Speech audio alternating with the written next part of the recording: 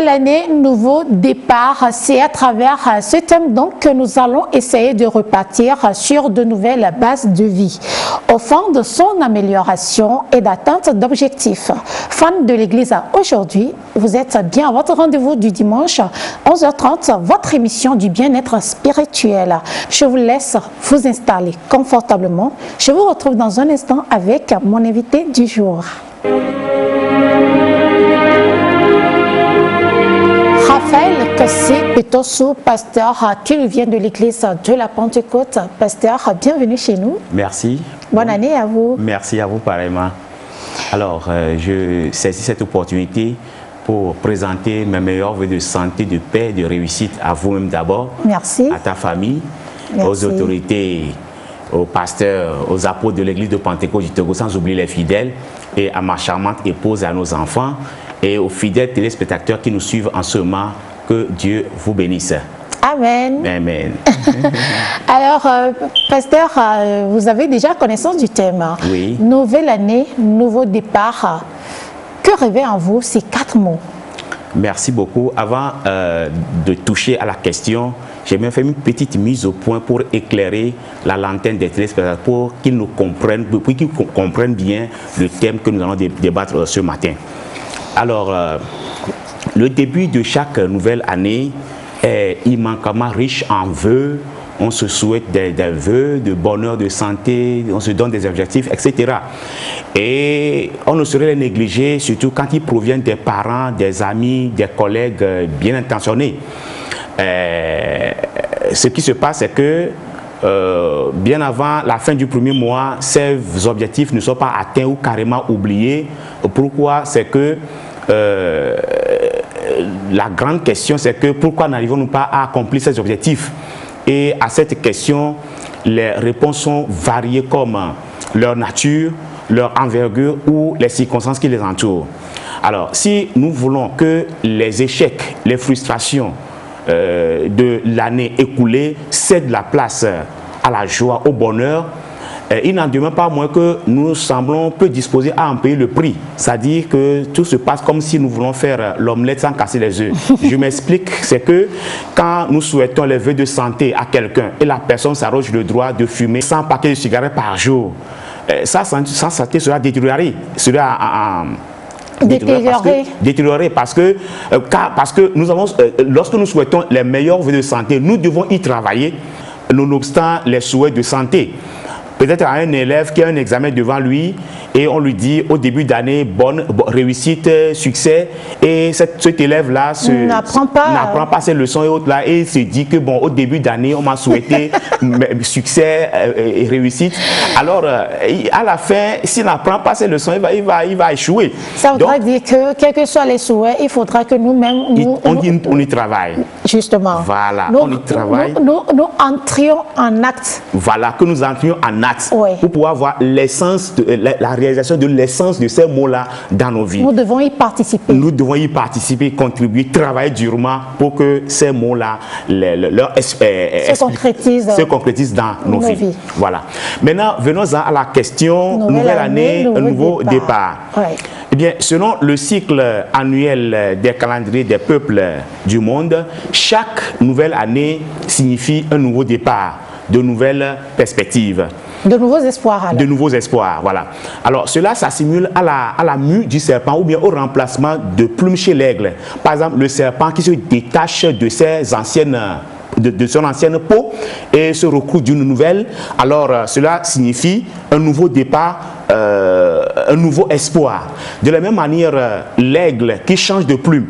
Donc, lorsqu'il change de plume et il a de nouvelles plumes, cela veut dire qu'il a encore une nouvelle énergie pour pouvoir faire face aux péripéties de la vie, ainsi de suite. Donc, nouvelle année, nouveau départ, c'est en quelque sorte le bilan que l'on doit faire et voir ce qui a marché, ce qui n'a pas marché et de repartir sur de nouvelles bases pour pouvoir affronter les choses. D'accord. Et spécialement, je dois mentionner, et spécialement cette année, elle est elle s'appuie beaucoup sur l'année précédente, marquée par la pandémie, cette pandémie Covid-19, et nous sommes condamnés à cheminer ensemble avec Covid-19, quel que soit notre optimisme.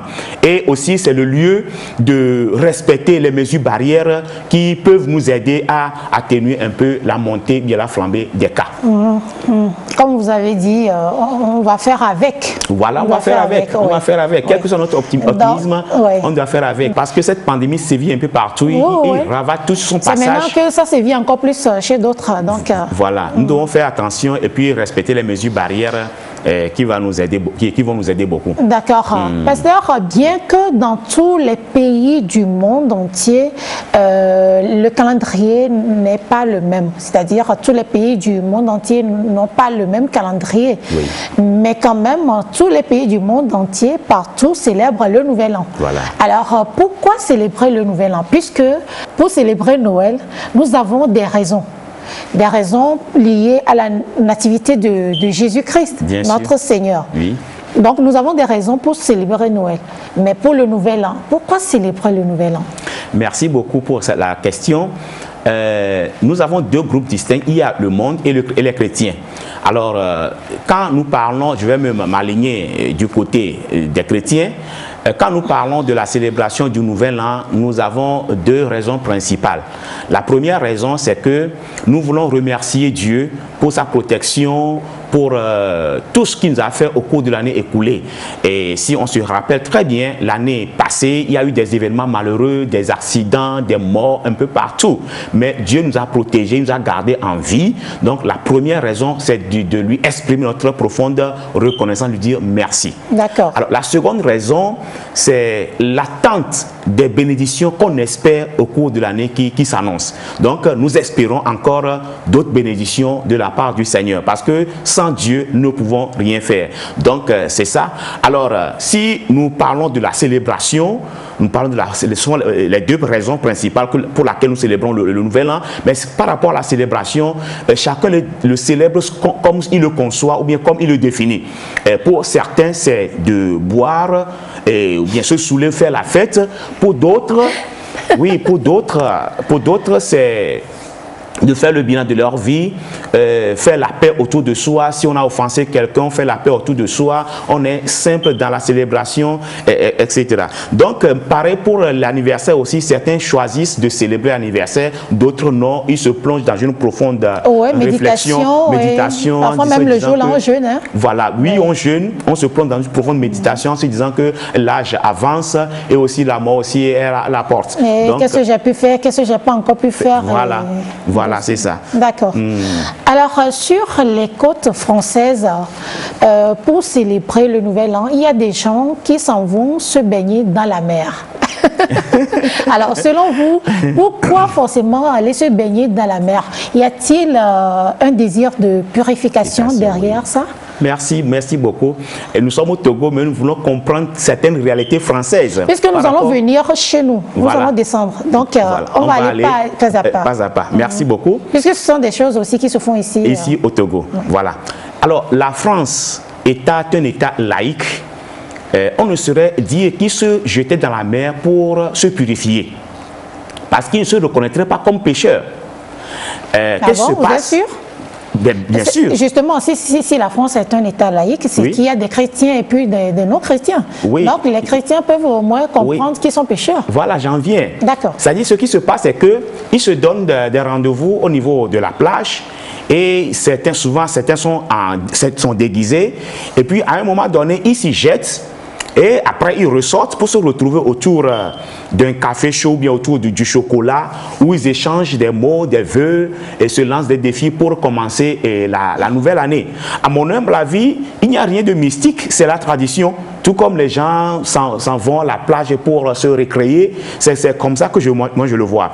Alors, si c'était par exemple en Inde où l'Inde qui est une société profondément religieuse, on pourrait parler de la purification parce qu'ils se jetaient dans la mer, bien dans le fleuve Gange, c'est-à-dire au nord de l'Inde, qui est considéré comme sacré. Alors en s'y plongeant, donc ils ont à l'idée que mes péchés, le croyant a l'idée que mes péchés seront pardonnés. C'est-à-dire c'est dans leur coutume et culture. Dans leur culture, voilà. Ils ont cette conception-là.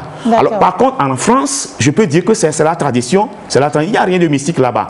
Et sous d'autres cieux, il y a certains qui font la purification en se donnant des coups de poing, en restant sous le soleil, en faisant bien sûr, des sévices pour se purifier. Voilà, sous d'autres cieux, ce n'est pas comme ça.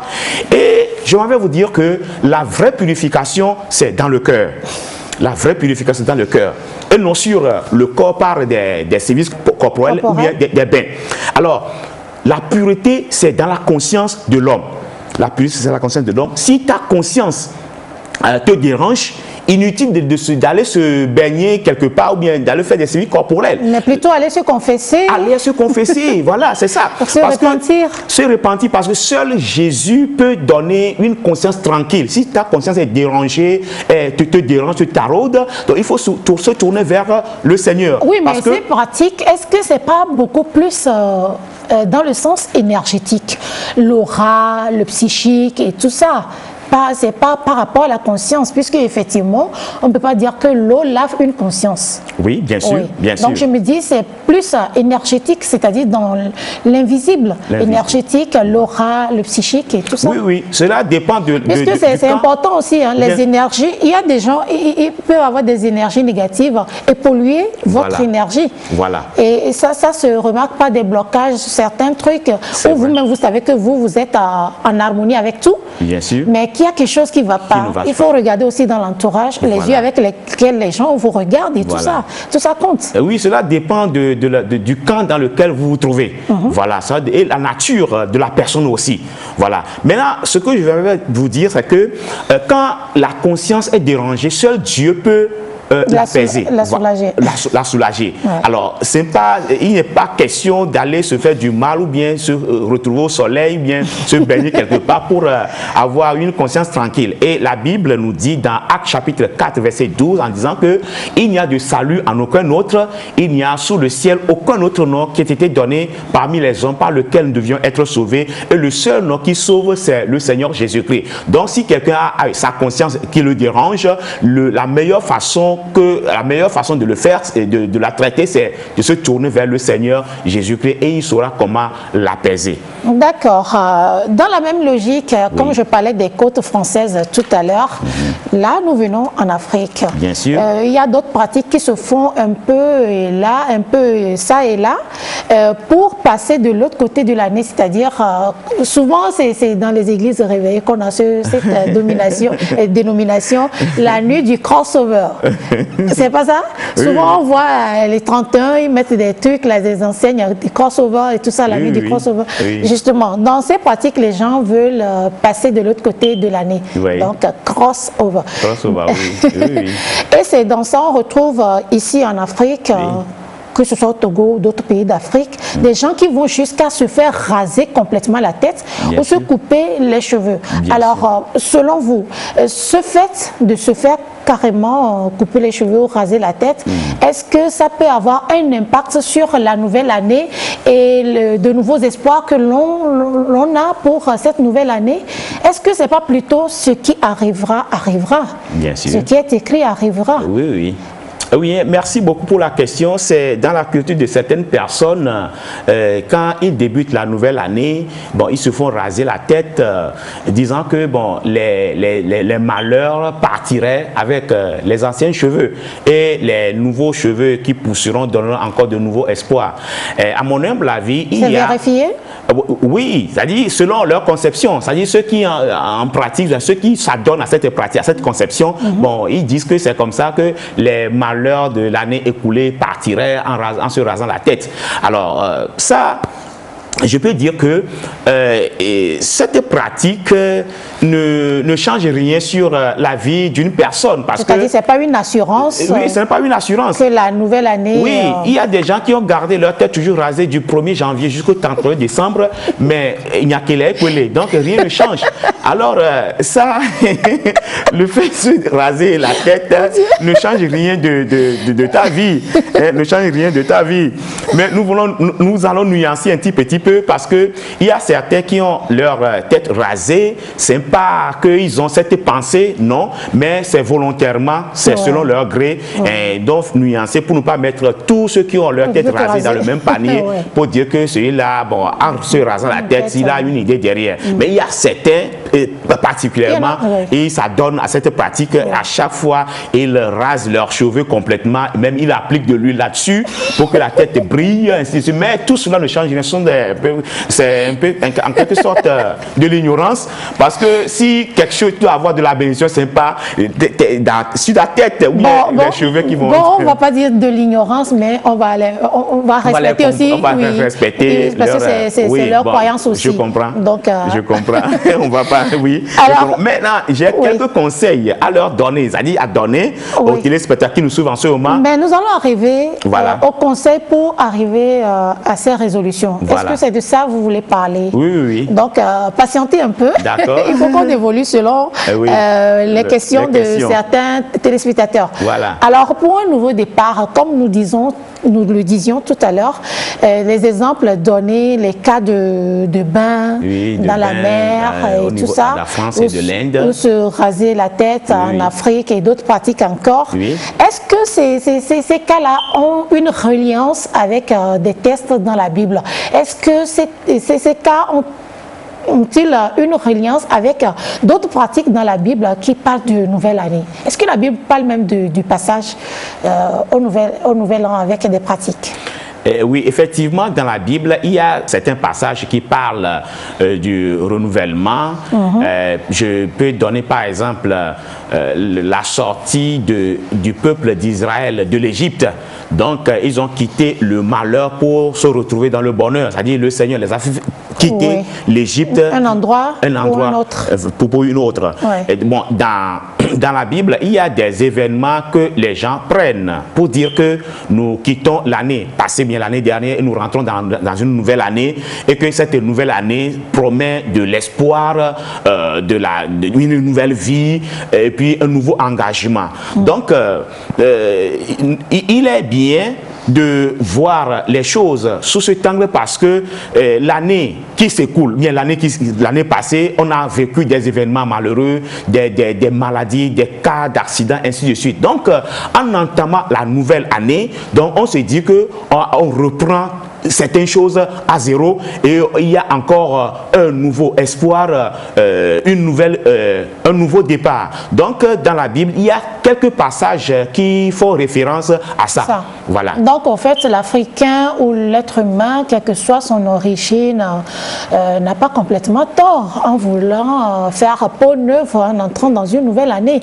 quelle que soit la pratique. Bien sûr, il suffit juste d'être en accord avec sa croyance, ses croyances et puis... Oui. Merci beaucoup. C'est-à-dire l'Africain n'a pas tort en se disant qu'il fait un nouveau départ. Non. Parce que lorsque l'année commence, on traverse des situations difficiles, des événements malheureux. Maintenant, quand on arrive à la fin de l'année, on rentre dans la nouvelle année, on se dit que, enfin, voilà les événements malheureux là sont partis. Maintenant, je repars avec un nouveau départ, je repars avec un nouveau souffle, je repars avec un nouveau engagement. Donc, l'Africain n'a pas tort lorsqu'il célèbre le nouvel an, il n'a pas tort.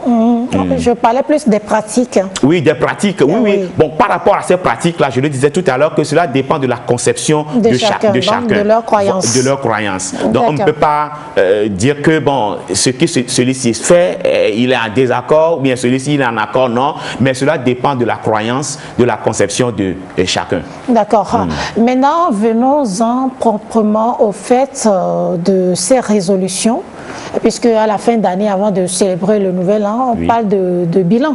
Oui. Et quand on fait le bilan pour améliorer l'année qui va suivre, on prend des résolutions. Ce que je n'ai pas bien fait, je me dis je ne vais plus le faire, je vais mieux faire et tout ça. Alors, une chose est d'avoir des résolutions, de prendre des résolutions.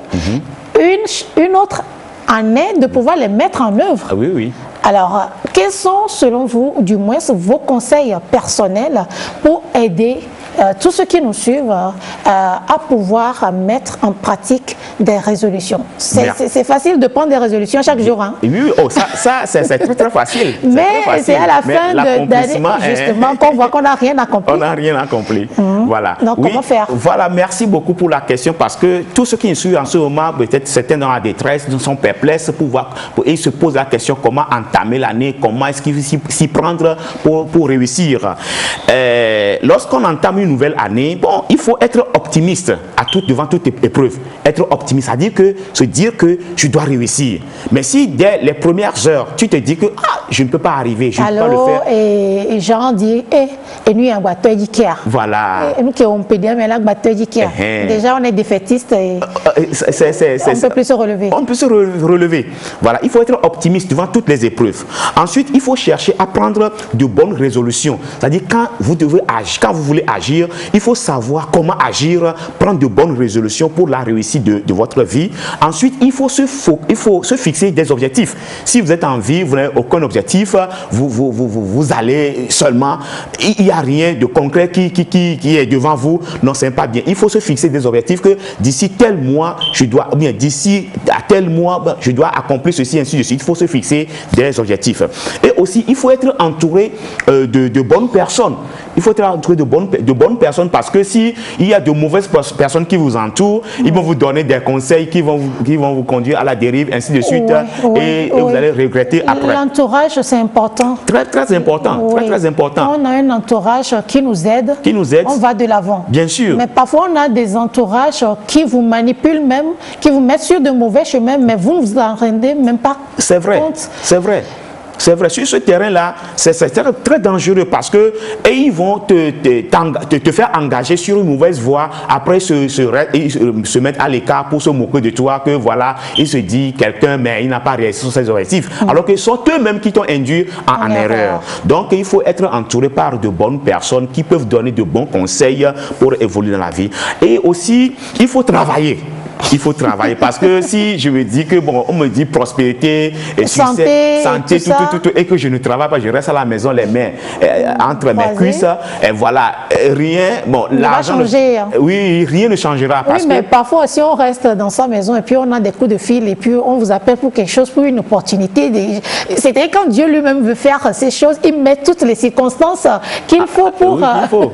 Mais oui, je sais, non, Dieu est capable, mais ce qu'il faut, c'est qu'il faut avoir l'idée de faire quelque chose. Parce qu'en faisant quelque chose, Dieu bénit ce que tu es en train de faire. Il ne faut pas être paresseux à la base. Voilà, il ne faut pas être paresseux à la base, rester à la maison, que je dois attendre le coup de fil, que mon frère est en Europe, je dois coûte le coup de voyager, ainsi. Non, il faut commencer par faire quelque chose, et de là, Dieu va te bénir. Et aussi, il y a certaines choses très capitales à faire, c'est que nous devons lire continuellement et appliquer la parole de Dieu, prier chaque jour, et écouter la parole de Dieu, et la mettre en pratique, et surtout l'obéissance à la parole de Dieu, parce que dans la Bible, dans Deutéronome chapitre 28 verset 1 à 14, Deutéronome, c'est un peu long, les téléspectateurs peuvent le lire à la maison.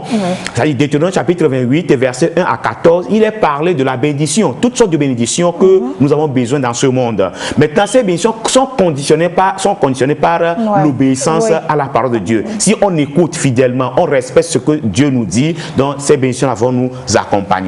Voilà. Alors, la vie, c'est une équation à multiples inconnus.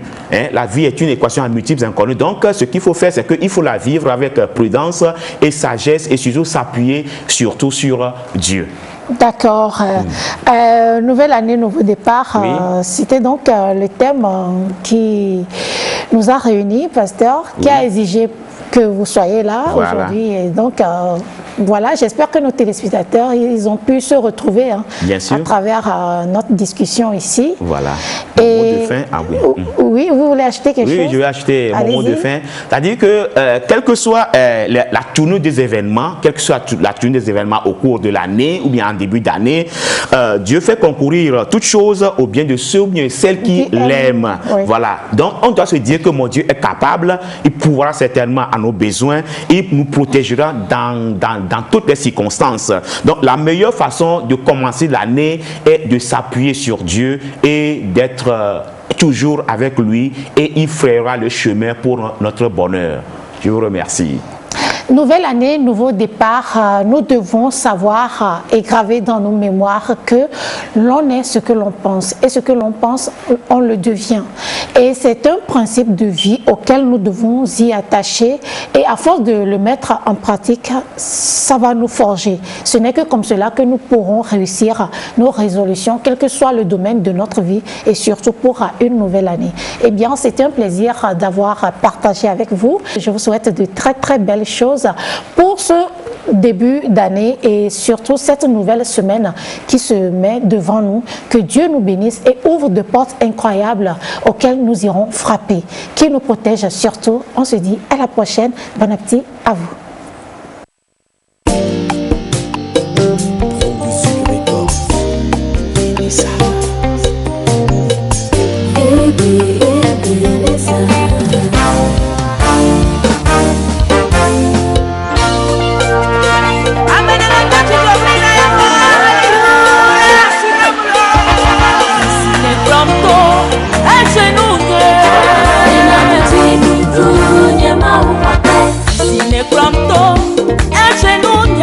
Abasone wona miata matate nawo sisi na plato la echenunye abasone wona miata matate nawo Ebeneza Ebeneza Ebeneza Machape Ebeneza Ebeneza Yaba machapa Ebeneza